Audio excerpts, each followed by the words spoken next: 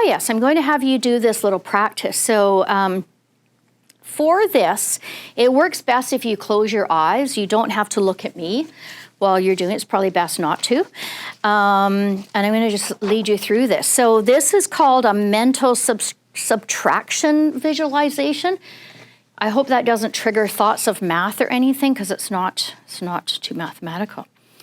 So, so closing your eyes and thinking about something good in your life. It doesn't have to be great, but just good.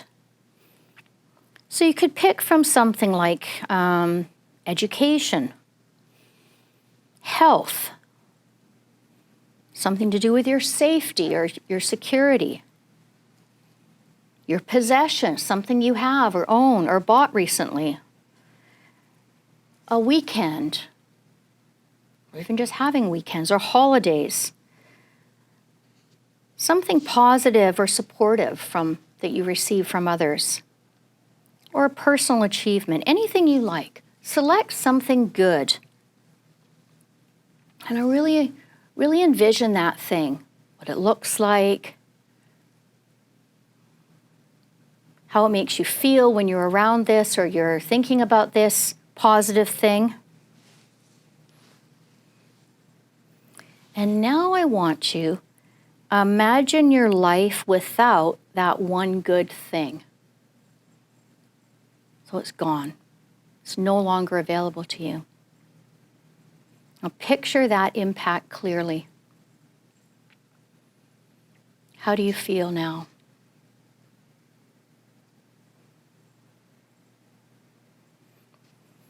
How would your life be different without that one good thing?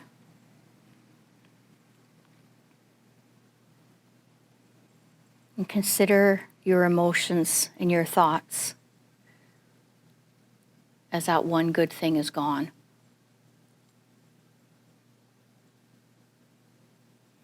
And now refocus on this present moment and reevaluate, how do you feel about that one good thing that isn't gone, but that in fact is available to you. And now you can open your eyes. So I'm wondering if any of you out there, you can put it in the chat and I can look at it later, or you can write it down for yourself, notice the shift from when you first thought about that one good thing and how it felt, and then you let go of it, you subtracted it from your life. If afterwards, when you rethought of it, it was more meaningful to you, more valuable. And that's what the research has found. It seems almost counterintuitive, but that's a very good strategy to use, because it's kind of like you don't appreciate what's good until it's not there. There's some saying like that, and that's really what that mental subtraction is about. And I've put the source for that later as well. So you can try that exercise and the gratitude journal. I kind of like that one a bit better though. So now we have an opportunity for you to apply, do some more application, sort of further related to, you know, a lot of these things are good ideas, but how do I make sure that I do them? So you have in your handout something that looks like this called My Self-Care Plan. And this is what I want you to do. So these are the components that we talked about, the physical.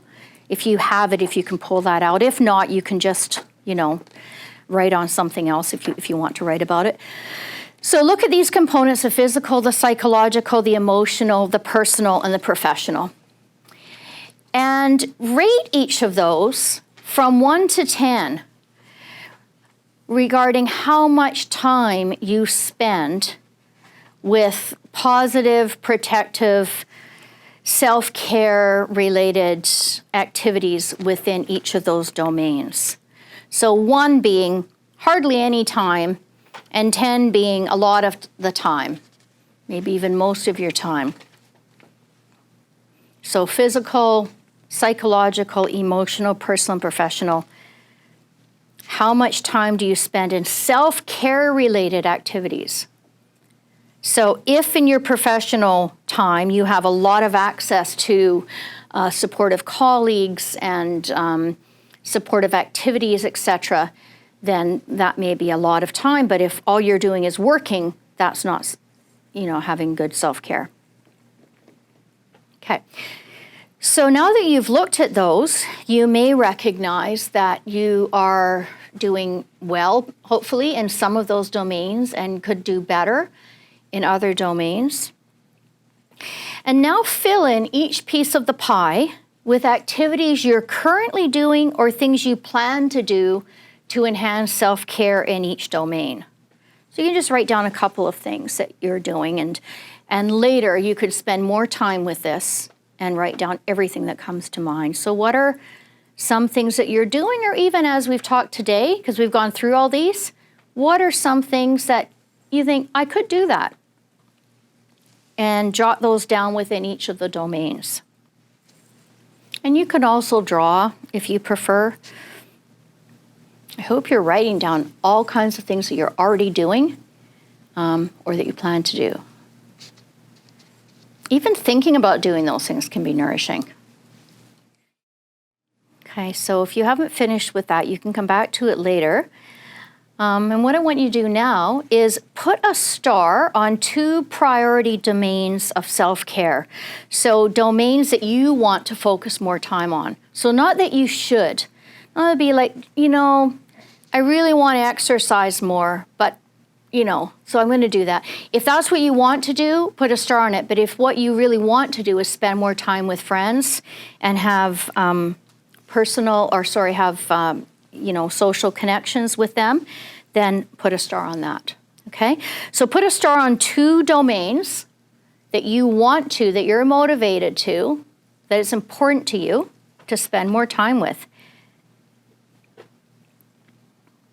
And then highlight 1 or 2 activities out of those 2 priority domains that you'll commit to doing in the next week or 2.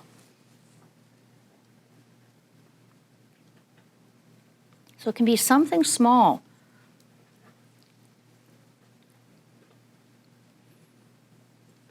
You don't need to have, a huge party with 50 friends because they'll call the COVID police, but you can have 1 friend and even chat on the phone, a friend that you haven't talked to in a long time, or you can go for a walk, a slow walk in nature. So the next step, if you really want to follow through, is take this, stick it on the fridge or somewhere where you can see it every day, and tell anybody you can tell that you're going to do this, and ask them to check in with you, not every day, because that's a bit annoying, but maybe by the end of the week in how's it going with that plan, and if it hasn't gone, if they are able to help you by saying, what help can I give you to do this? If you've committed to going and spending time with a friend, is there a significant other who can be at home with your child so that you can go do that? So maybe also think of, what help do I need to ask for so that I can do this? So if you do all those things, then it's likely to happen. And, if I was to call you every other day as well and be on your case, it'd be more likely to happen. So find someone who can do that.